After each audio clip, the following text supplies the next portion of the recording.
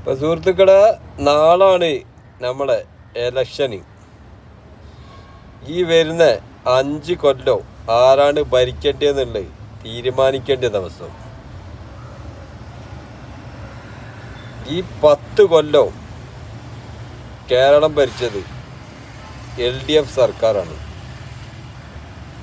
അപ്പം നാളെ നിങ്ങൾ വോട്ട് ചെയ്യാൻ പോകുന്ന സമയത്ത് ഈ ഒരു കാര്യം മാത്രം ചിന്തിച്ച് കഴിഞ്ഞ് വോട്ട് ചെയ്യാൻ ശ്രമിക്കുക. നമ്മുടെ ഈ കഴിഞ്ഞു പോയ 10 കൊല്ലത്തിൻ്റെ ഭരണത്തിൽ എന്തെങ്കിലും പ്രശ്നങ്ങളോ പോരായ്മകളോ ഉണ്ടോയെന്നുള്ളത് നിങ്ങൾ നല്ലോണം ചിന്തിച്ചും കഴിഞ്ഞ് വോട്ട് ചെയ്യാൻ ശ്രമിക്കുക.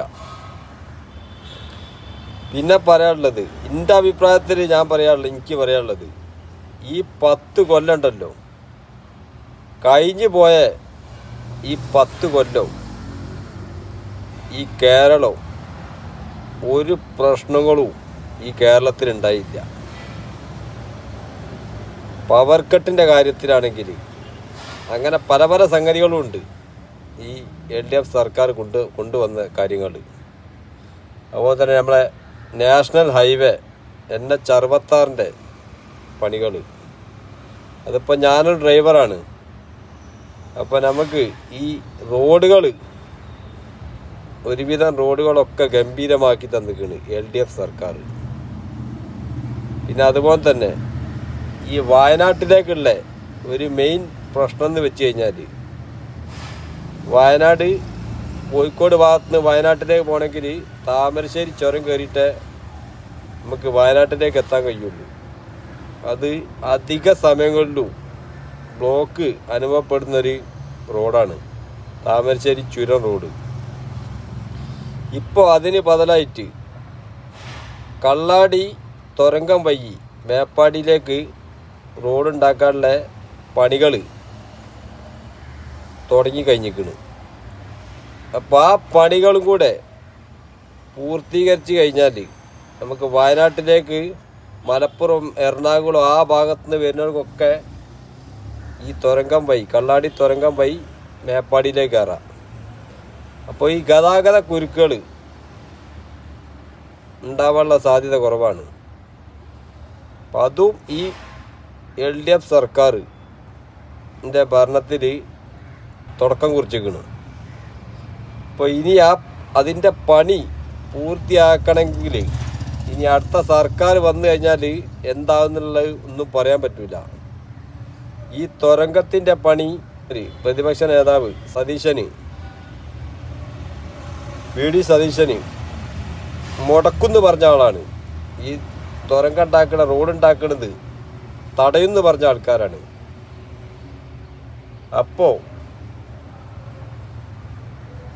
നാളെ ഇലക്ഷന് വോട്ട് ചെയ്യാൻ പോണ സമയത്ത് നിങ്ങൾ ഇതൊക്കെ ഒന്ന് മനസ്സിൽ കാണുക, എന്നിട്ട് വോട്ട് ചെയ്യാൻ ശ്രമിക്കുക.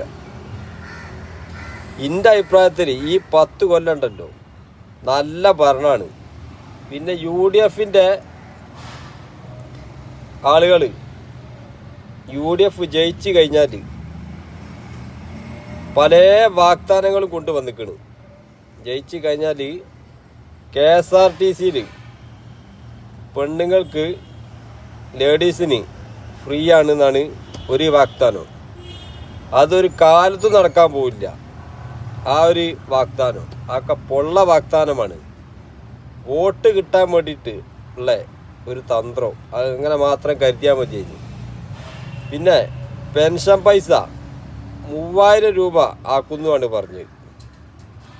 ഈ ഉമ്മൻചാണ്ടി സർക്കാരിൻ്റെ കാലത്ത് 600 രൂപ കൊടുക്കാൻ കഴിയാത്ത ആളുകളാണ് ഈ 3000 റുപ്യ പെൻഷൻ കൊടുക്കുമെന്ന് പറയുന്നത്.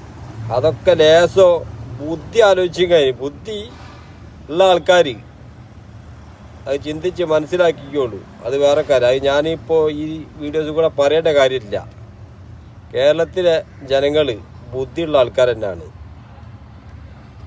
പിന്നെ അങ്ങനെ കുറേ വാഗ്ദാനങ്ങളുണ്ട്. ഇന്ദിരാ ഗ്യാരണ്ടി എന്ന് പറഞ്ഞ കുറേ വാഗ്ദാനങ്ങൾ. ഈ സംഗതികളൊന്നേ UDF വന്നു കഴിഞ്ഞാൽ നടക്കാൻ പോവില്ല. അതിൽ യാതൊരു സംശയവും ഇല്ല. അപ്പം നാളെ വോട്ട് ചെയ്യാൻ പോകുന്ന സമയത്ത് ആർക്കും തെറ്റ് പറ്റിപ്പോയത് കിട്ടും. തെറ്റ് പറ്റിപ്പോയാൽ 5 കൊല്ലം നമ്മളെ കേരളത്തിൻ്റെ കഥ എന്താണെന്നുള്ളത്